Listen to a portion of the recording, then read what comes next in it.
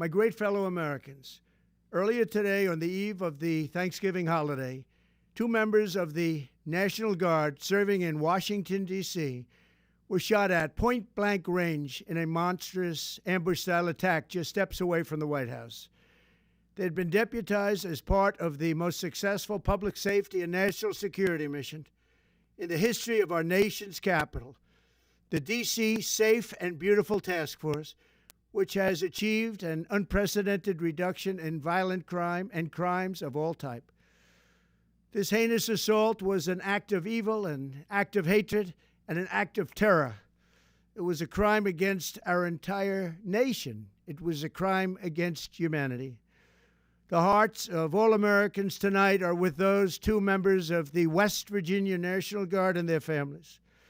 The love of our entire country is pouring out for them, and we are lifting them up in our prayers.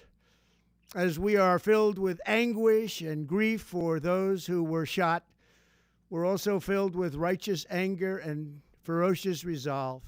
As President of the United States, I am determined to ensure that the animal who perpetrated this atrocity pays the steepest possible price. I can report tonight that based on the best available information, the Department of Homeland Security is confident that the suspect in custody is a foreigner who entered our country from Afghanistan, a hellhole on earth. He was flown in by the Biden administration in September 2021 on those infamous flights that everybody was talking about.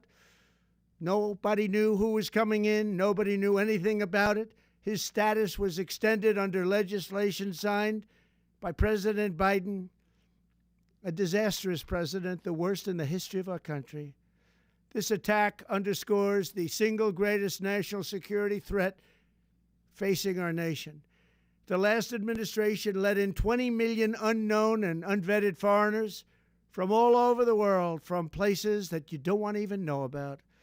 No country can tolerate such a risk to our very survival. An example is Minnesota, where hundreds of thousands of Somalians are ripping off our country and ripping apart that once great state. Billions of dollars are lost, and gangs of Somalians come from a country that doesn't even have a government, no laws, no water, no military, no nothing.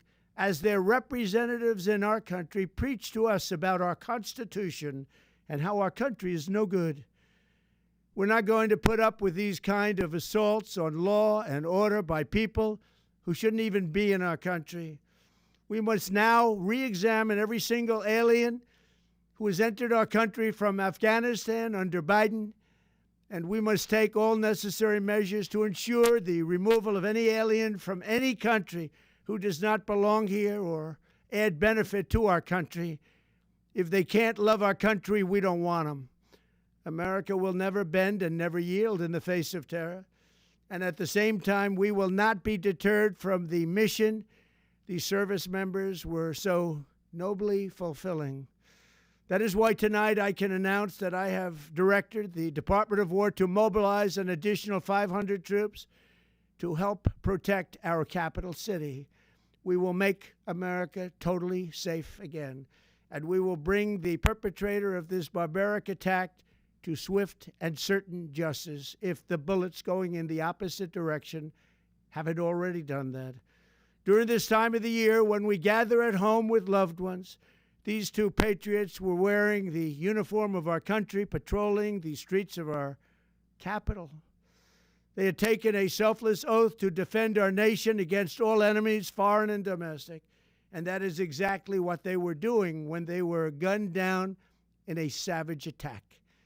I want to express my extraordinary gratitude to every member of the United States military who is deployed tonight at home and abroad. I also want to thank the Secret Service and the D.C. Metropolitan Police Department for their work today. This Thanksgiving, I ask every family to say a prayer for the 2 great heroes who were so horribly shot, and for their loved ones. Please say a prayer. May God bless them and comfort them, and may God bless and protect the United States of America.